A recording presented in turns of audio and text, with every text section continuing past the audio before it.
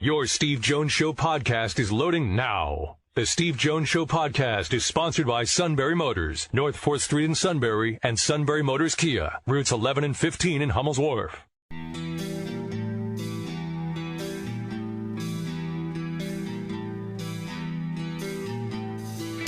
Sports talk where your voice counts. This is the Steve Jones Show on News Radio 1070 WKOK. Now from the Sunbury Motors Studio, here's Steve Jones.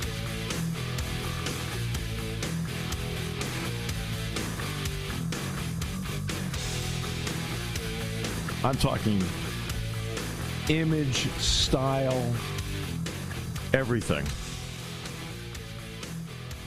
It was this James Bond movie, and it's just... it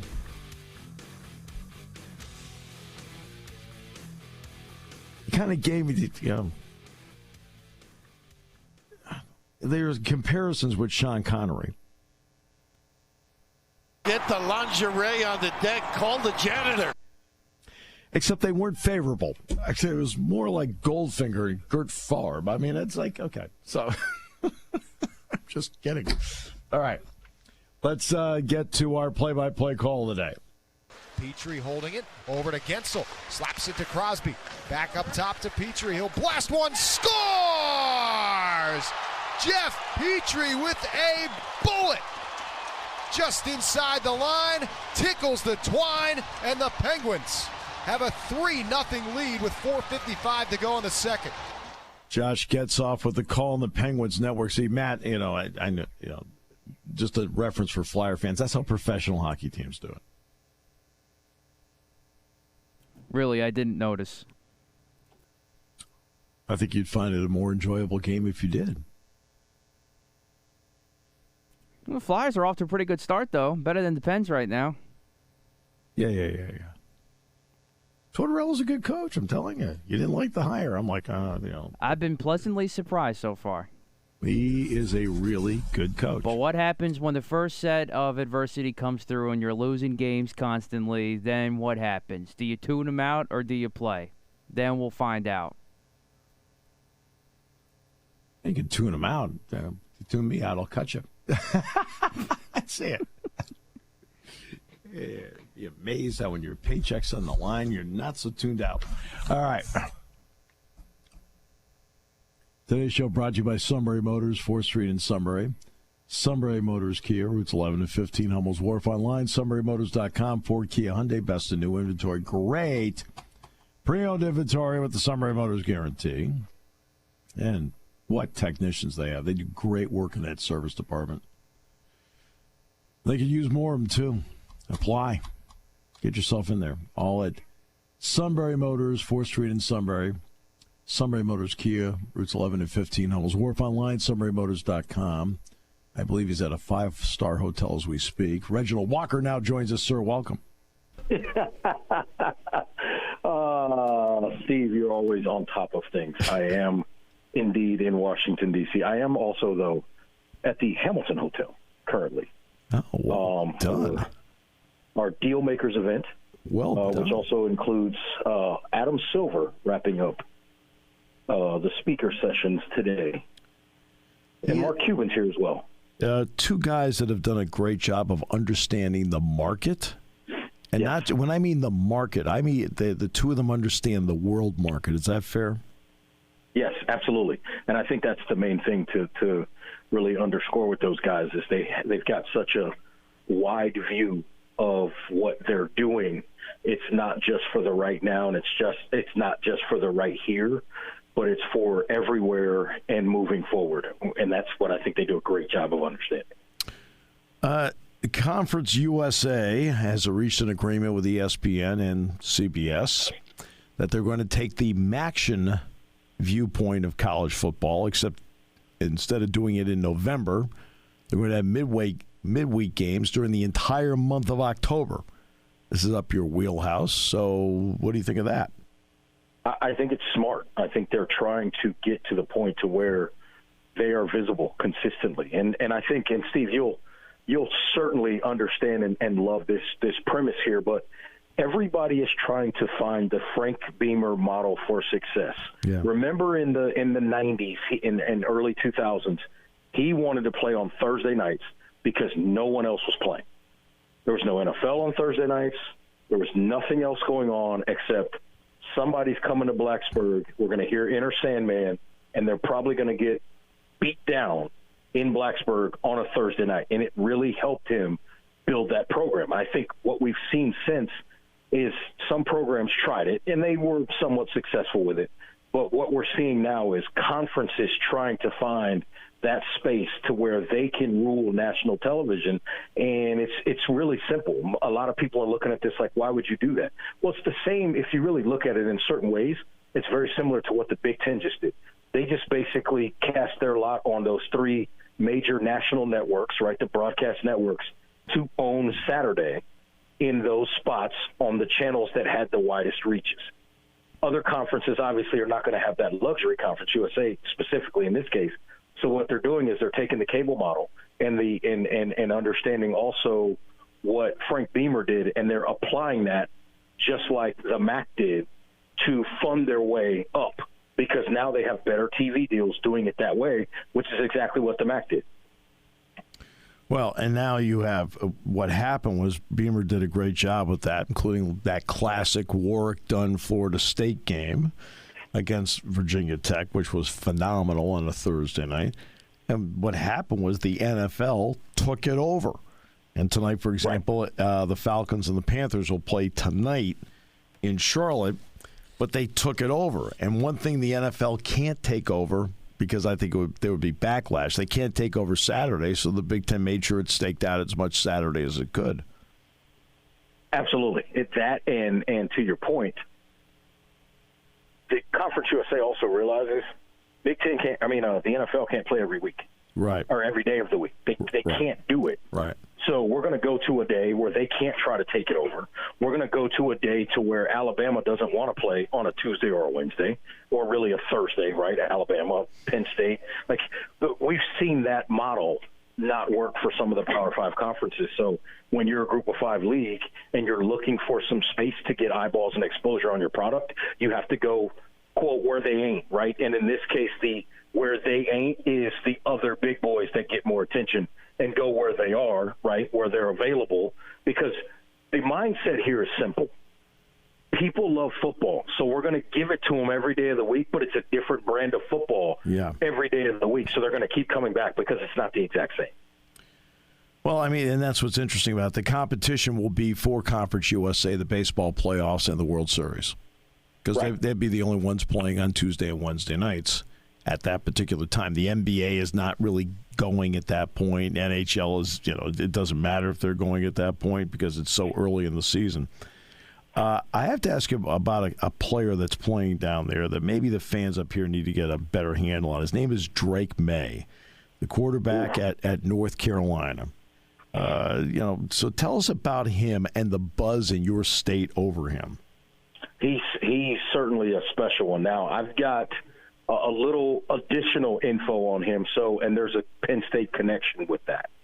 So Matt Jenkins, who spent some time at Penn State, I believe as a graduate assistant, around the same time Matt Rule was there. Yes. Yep. Matt is actually the head football coach at Huff High School, which is where Drake May originally went to high school. Mm-hmm. But there was a young man, and some Pennsylvanians will remember this young man, a quarterback named Kanique Bonner-Stewart, who went to Huff. Drake May backed him up, and they were essentially, at a time, I'll say this now, they were essentially waiting for the day when Kanique Bonner-Stewart kind of lost the job to Drake May, but he kept getting better and playing better. He never lost the job to Drake May. Drake May ends up transferring high schools. The rest is history. He goes to Myers Park, puts up crazy numbers, on to the University of North Carolina. Everybody feels like this kid is special. His numbers right now are video game-like. He's got the size.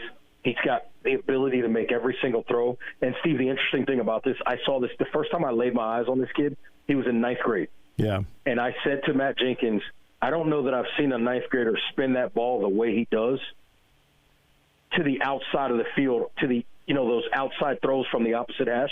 I hadn't seen anybody do what I saw him do as a ninth grader with that. So the arm strength is there, the anticipation is there, the ability to understand defenses is there, and, oh, by the way, he can run around a little bit, which is very scary. Obviously, the guy, he succeeds is Sam Howell, who's now in the NFL. I thought when I saw Sam Howell at the high school level, I thought Sam was the best guy I'd ever seen throwing the ball on the move at the high school level. In terms of being able to move outside of the pocket, I felt like there were times where he looked better throwing on the run than he did throwing stationary in the pocket, which is hard to do.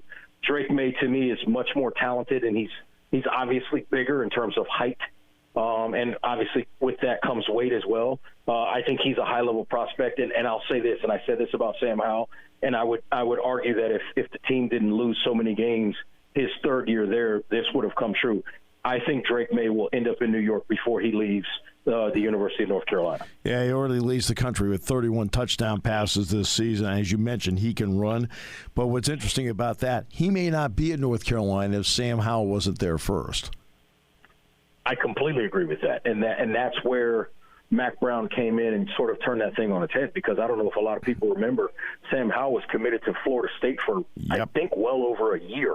Yep. And he sort of flipped at the last minute. A lot of that had a lot to do with a lot of different factors, from what I understand, family concerns as well. And obviously there's been some instability at Florida State over the last 8 to 10 years or so as well. So that's a factor in all of that as well. But, yeah, I think Drake is supremely talented. I think he's got the kind of talent that if Gene Chizik's defense can start stopping some people consistently, they've got a chance to win an ACC championship. Obviously, they have a chance to win one this year, as it looks like they'll likely go and probably face Clemson in the ACC championship game. And I think North Carolina's got a chance to win that game. We've seen the issues that Clemson's had on offense.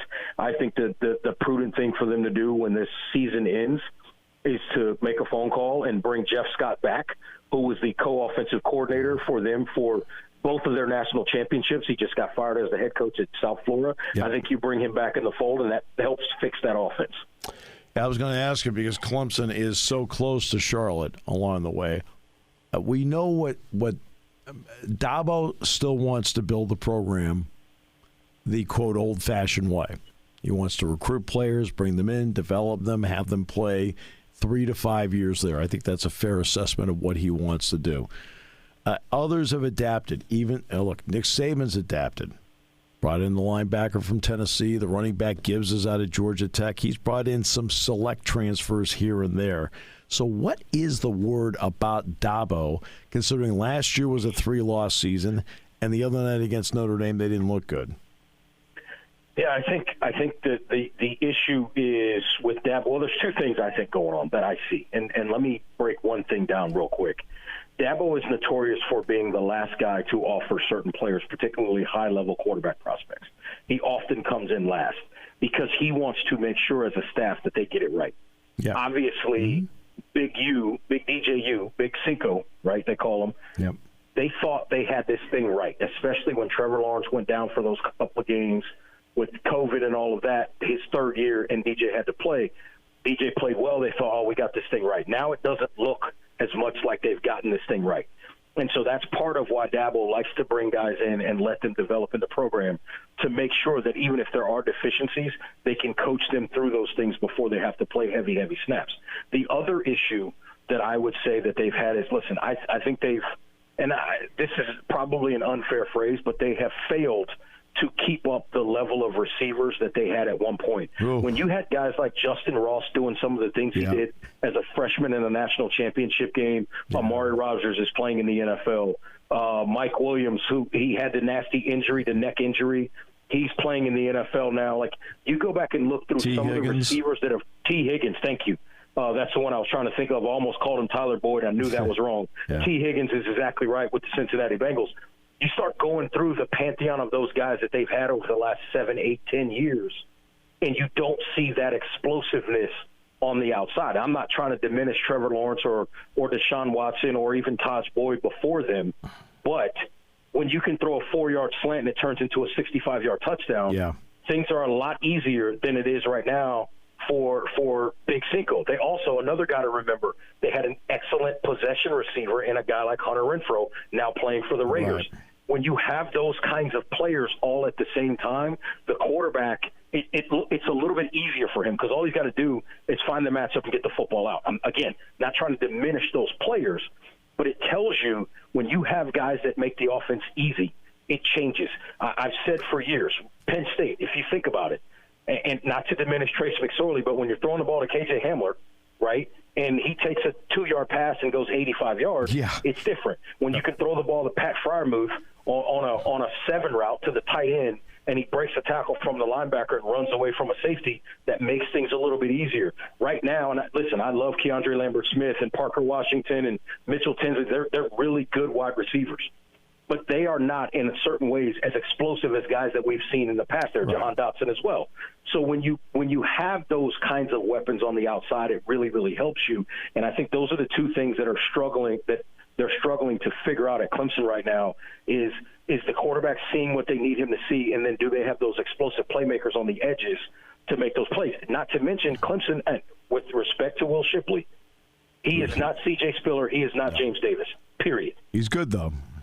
He's good, but he's not those two guys. No. Now or Travis Etienne, sorry. or Travis Etienne.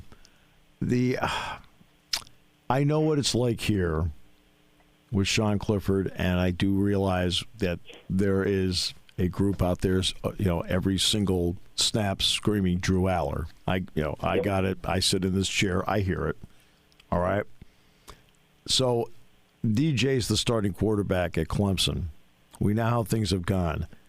How loud are the calls for Cade Klubnik? They're very loud. And you know what's interesting?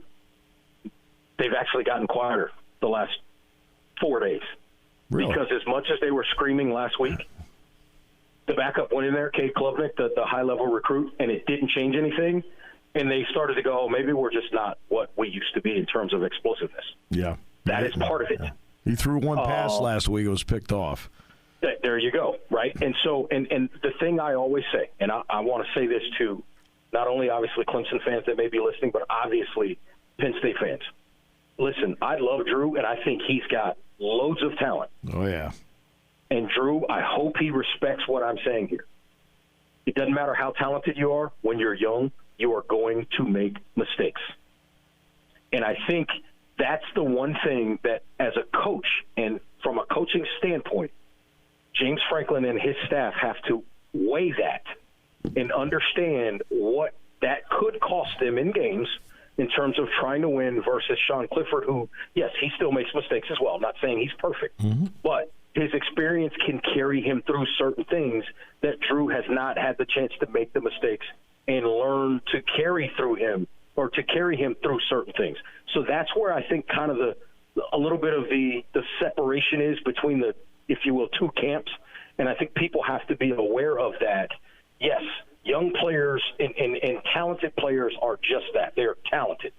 But young players still do make certain mistakes at certain times. And right now, listen, this is a football team that can very realistically win 10 games. And if some things fall the right way, they're on the way to the Rose Bowl. Now, they're going to need some help for that. Otherwise, it's probably the Orange Bowl if they win the rest of the football games.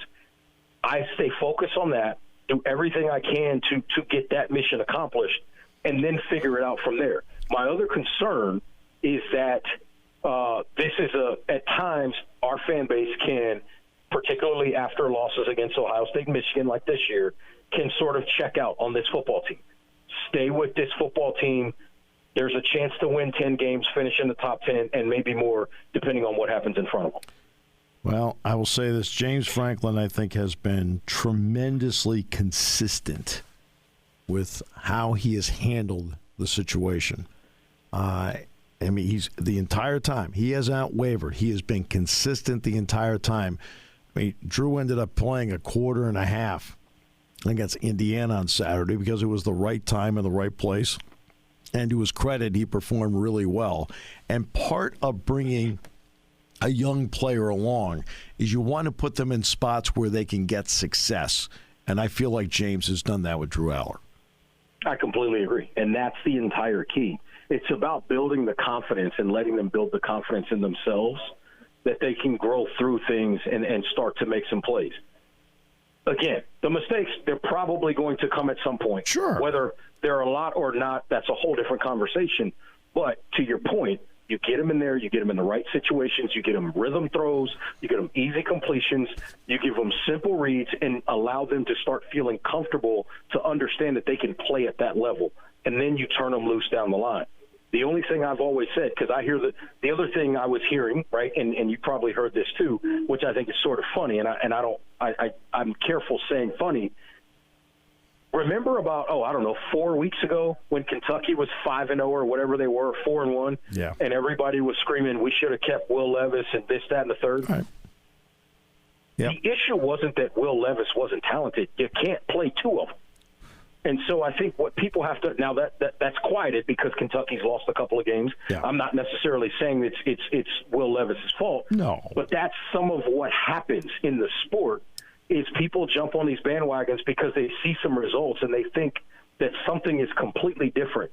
And the reality is you can't play two. And the danger, and I've said this on this show before, the danger of how well James Franklin recruits is that the transfer portal is always waiting for the next guy to say, I'm leaving Penn State to go somewhere else because two of us came in here playing the same position at the same time and we're both talented and we both can't start. Right.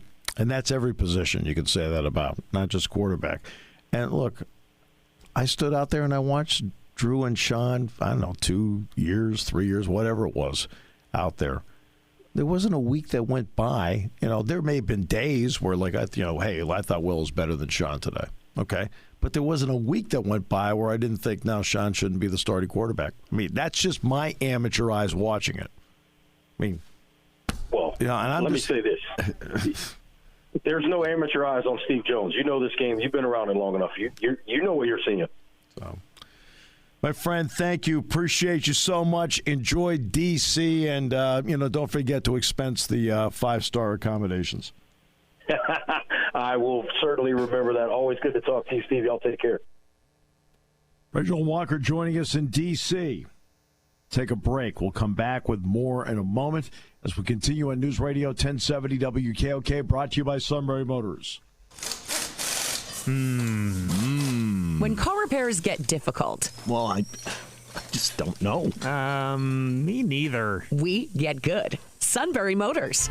More than quality new and used cars, Sunbury Motors specializes in complicated auto repair diagnosis. They can handle intricate repairs and even complete auto body with service open Monday through Friday, 7 till 4. And Sunbury Motors has made simple repairs easy. Maintaining your vehicle is necessary. Finding the time to do it is difficult. Welcome to Sunbury Motors Quick Lane. Open 7 till 4, Monday through Friday. Just walk in or call ahead. Relax in their remodeled waiting room with Wi-Fi, beverages, and snacks, while Sunbury Motors factory-trained techs take care of your oil change, tire alignments, brakes, and inspections. Quick Lane, 6:30 to 6, Monday through Friday, Saturday, 6:30 till 2. Sunbury Motors, Ford and Hyundai, North 4th Street, Sunbury. And Sunbury Motors Kia, routes 11 and 15 in Hummel's Wharf. We take the out of auto repair. Taking your calls at 800-795-9565. This is the Steve Jones Show on News Radio 1070 WKOK. Now from the Sunbury Motors Studio, here's Steve Jones. Today's show brought to you by Sunbury Motors. 4th Street in Sunbury, Sunbury Motors Kia, routes 11 and 15, Hummel's Wharf. Online at sunburymotors.com. Ford, Kia, Hyundai, the best in new inventory, all with great warranties. Great pre-owned inventory with the Sunbury Motors guarantee. And a fabulous service department that backs it all up with great technicians, and they can use more, by the way. But, boy, they do a great job. It's all at Sunbury Motors, 4th Street in Sunbury. Sunbury Motors Kia, routes 11 and 15, Hummel's Wharf. Online at sunburymotors.com. I don't quite get, at times, the lack of common sense in sports. I swear they try to do things where they make it more complicated than it should be. And so I'll give you one of those examples right now, because so often I feel like I come up with simple solutions. And let's talk about the Rose Bowl for a moment. Rose Bowl's a problem. It's a complication. On and on you go, right? Except I don't see it. I don't see what the issue is here. The college football playoff, in my opinion, one of the moves that has not been a great move has been to play the college football playoff games, the semifinals, on whatever Saturday around New Year's. Okay. I know you're trying to avoid the NFL, so I do understand that. But I have maintained for years that you should be playing the semifinals on New Year's Day. Now, in this particular year, that would be January 2nd. And you do a triple header. You play the one semifinal at 1 o'clock. You play the Rose Bowl at 5. And you play the other semifinal at 8:30. What is so complicated about that? I don't understand. So now let's bring it to the 12-team playoff. They say, what do we do with the Rose Bowl? The Rose Bowl wants to be at 5 o'clock on Eastern time on New Year's Day, or in this case, January 2nd. Again, what is so complicated? You play a game at 1 o'clock. You play a game at 8:30. On years where the Rose Bowl is not one of the games. What is so complicated about that? I don't get it. In 2019, Penn State played in the Cotton Bowl. And the Fiesta and Peach Bowls were the semifinal bowls. And they were played that day because the 29th, when Penn State played, was Saturday. Well, Penn State played the Cotton Bowl at 1 o'clock in the afternoon, which then led into the Fiesta Bowl, or led into the Peach Bowl, which led into the Fiesta Bowl. What is the difference in that model compared to what I just said? It accommodates the Rose Bowl. It puts it at a time that is popular with America. I mean, the Rose Bowl last year was Utah-Ohio State, drew 16 million viewers. It's New Year's Day, so college football would be back to owning New Year's Day. And I would tell the Citrus and the Outback Bowls, or whatever they call it these days, that you guys are going to move. Unless you want to play one at 11 a.m. Which, by the way, the game in Tampa has been played at 11 a.m. before. If you wanted to do that, fine. But then you play a semifinal at 1, play the Rose Bowl at 5, and at 8:30 you play the whatever the other playoff game is. What is so complicated about that? It gets you off Saturday. It puts you on the day that people are really locked into college football. It would increase the ratings. It would make the property more valuable to TV entities because the ratings would show that.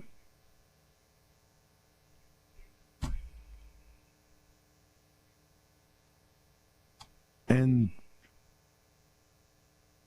I've never understood, like they're going around and round right now with the Rose Bowl as to what to do about that. Should they expand to 12 teams?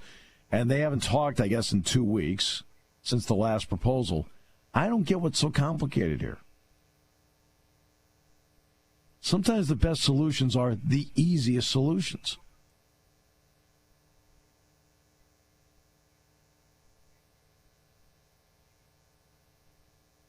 I mean, that's how I view it. I just don't think it's as complicated as they're making it out to be.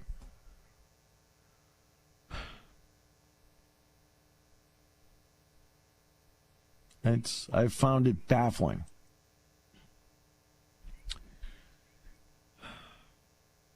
I find it baffling. That's just me. Maybe I'm just a simple sort. I don't know. No, they can't even figure out how to rank the teams 1 through 4, let alone learn how to schedule them. No, but you get no. See, I'm talking big picture stuff. That's little tiny weekly snapshot stuff. It means nothing. Who's ever ranked this week? That's not the Final Four. So it doesn't matter. See, when you get to my stage in life, you're like going, it doesn't matter. I get it. It's all it is a weekly snapshot. Boom, here are the 4 teams this week. Okay, who cares?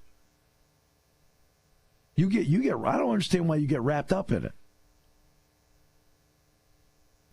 Well, for the reason you just explained, there's no common sense. There's no common sense to them with the scheduling part of it. There's no common sense to them for putting the teams in it. They're doing it for interest. That's all they're doing it. It's just like in the preseason, Penn State's unranked. What did I say? Oh, yeah, who cares? Right. It doesn't matter. But at that time, they should have been unranked, and they've worked their way back up. That made sense. No, you were all mad that they were not ranked. You were all, it's like, it doesn't matter. Don't worry about it. I said, they got time. Let them play. Same thing with this. Right? There's still so much left, including like a Texas TCU game, a Michigan-Ohio State game. There's a lot left. Conference championship games. It's going to be in 3 weeks.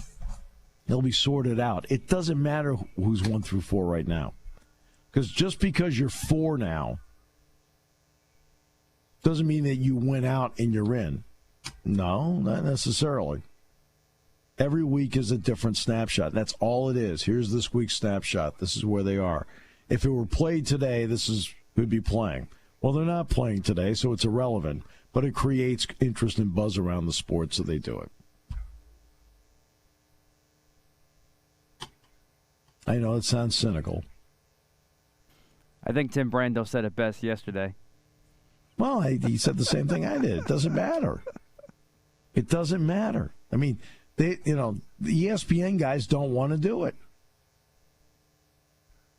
But they're contractually obligated to do it. Just like when I see people like every week, oh, look at the rankings in the AP and the coaches poll. Who cares? Neither one of them counts. They don't count. They mean zero when it comes to the ranking. I mean, to the playoff. But every week, look, they're ranked 8th. Like, it means zero. It doesn't determine anything.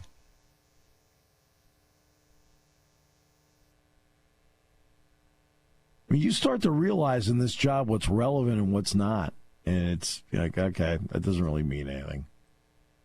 Now, if the AP and the coaches poll, like the old days, led to a national championship, now you're talking about incredible relevance. But when they don't lead to anything except a ranking, an opinion, okay, it's interesting, but it has no bearing on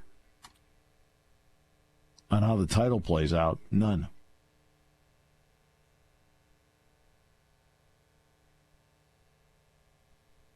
And it's the same thing with the weekly snapshot. You're like, this is stupid. It doesn't matter. Tennessee played Georgia. They didn't win. Are they in the top 4 anymore?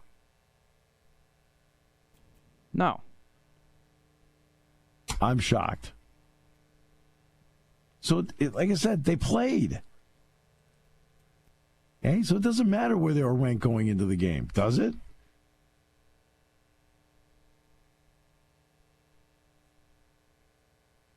I was just pleasantly surprised to see with this week that they didn't overcomplicate things between Tennessee and TCU. It doesn't matter. The only thing that matters because there's no carryover between week to week. There's data points and things like that they've got to figure in and so forth. Okay. But that's about it. It's really not any more complicated than that.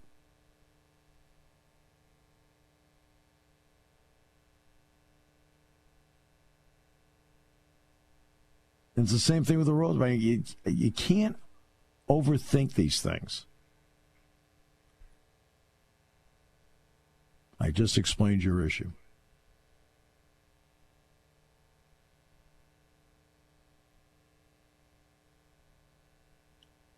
You tend to overthink it a little bit. See, you're laughing now. You feel like... I do have a tendency to do that sometimes. You overthink everything. Don't. It's all right. It's all good.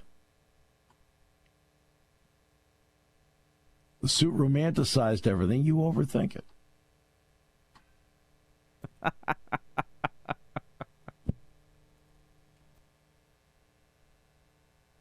Every time I had Tony Knopp on the show, it drove him nuts.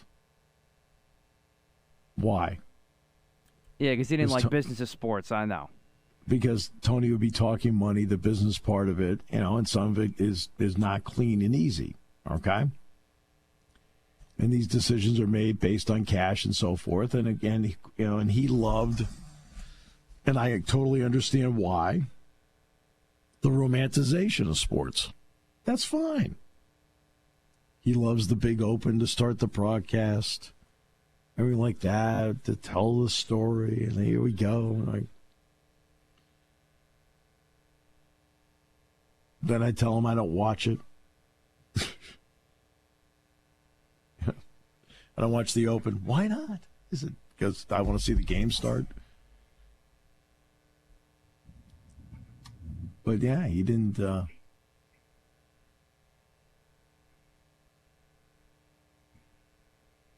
And I understand where he's coming from. I mean, God, everybody wants to have that kind of. I understand it totally where he's coming from, and I appreciate where he's coming from. The point of having Tony on the show is that realistically, that's not how it works. I think the romanticization of sports gets more people to watch because they love that part of it. The business part of it's real, and it explains some things, but it turns some people off because they don't want to think about it in dollars and cents. Yet money, the dollars and cents part's thrown at them all the time. You look at it, all kidding aside, look at the Yankees with Aaron Judge right now and what's happening there. That's all about money. I mean, he's not going to go back to New York because, I just love playing for the Yankee fans. No. This comes down to cash. Simple as that. The Yankees offer more cash, he's going back. And then in the press conference, he'll tell everybody how much he loves playing in front of the Yankee fans. But playing in front of the Yankee fans is not going to be the determining factor for him. It's going to be, can I get enough money out of it to do it? And that's not being cynical or rude. I'm just being matter of fact about it. He's got to look at, he's going to be 31 in May, and he's got to look at, hey, what's going to set me up for the rest of my life? Okay.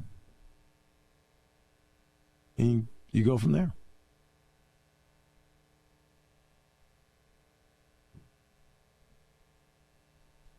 And if the Yankees offer more money, you'll stay. And it could be that they offer comparable money and he prefers to be in New York, so he'll stay. Okay. If he's going to stay, that's what I think will be the scenario. It's going to be about money. I mean, I'm sorry. It's just not anything more than that. If the money's if bids are close, the familiarity of where he is and how much he likes playing there, which obviously he does, right, then can be a swing factor. But if somebody comes up with a bid that, like, whoa, right?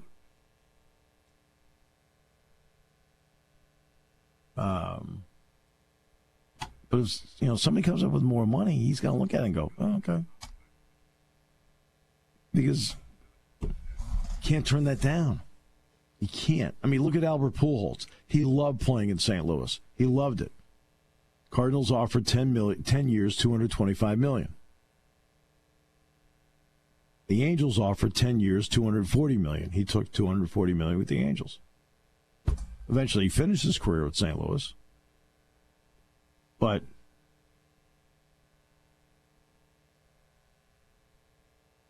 see what I'm saying? Everybody's different, but I just, that's the reason these decisions are made for the most part. That's why you have agents. I mean, the player doesn't really have much to do with it until the end, about saying yes or no and signing the thing. The agent hammers the whole thing out.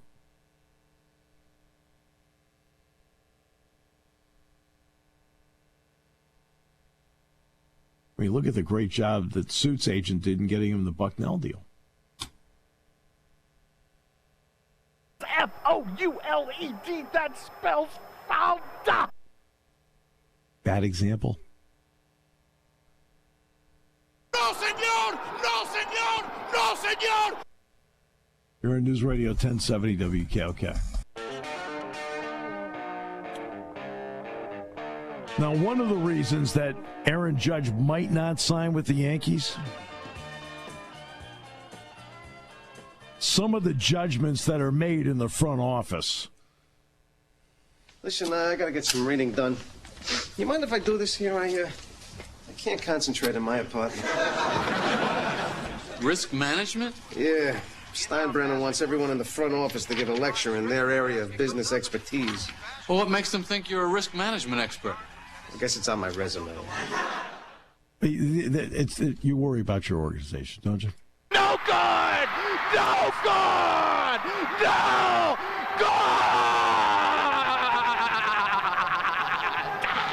Who knows what other resumes are out there in your organization?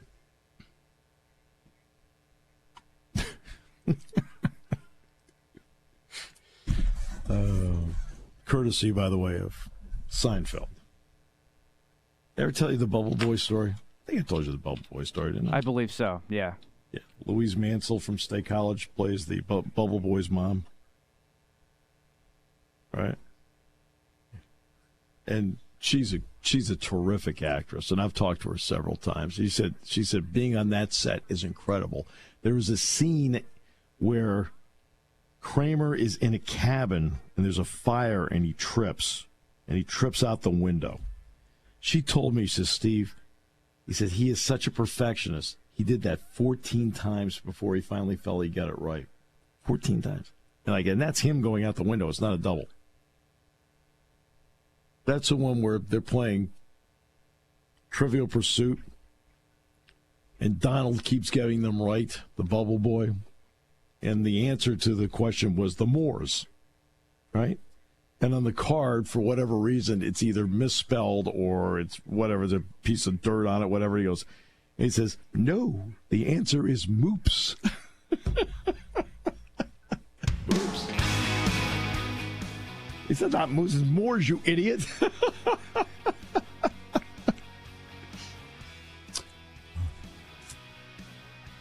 Louise told me every year Jerry would get the entire cast, including all the guest stars over the years, together for a party every July or something like that. He's out in the Hamptons. It was great. Not so sure that. I wonder how well that show. It's great in reruns, but I wonder if you could make that show today based on some of the jokes they had over the years. In today's climate. Interesting question. But not for this show to delve into. That's more of a Lawrence thing. Exactly. All right. King coming up tomorrow with Johnny Holiday. 2 Kings, 1 show. It's kind of like a Shikellamy broadcast.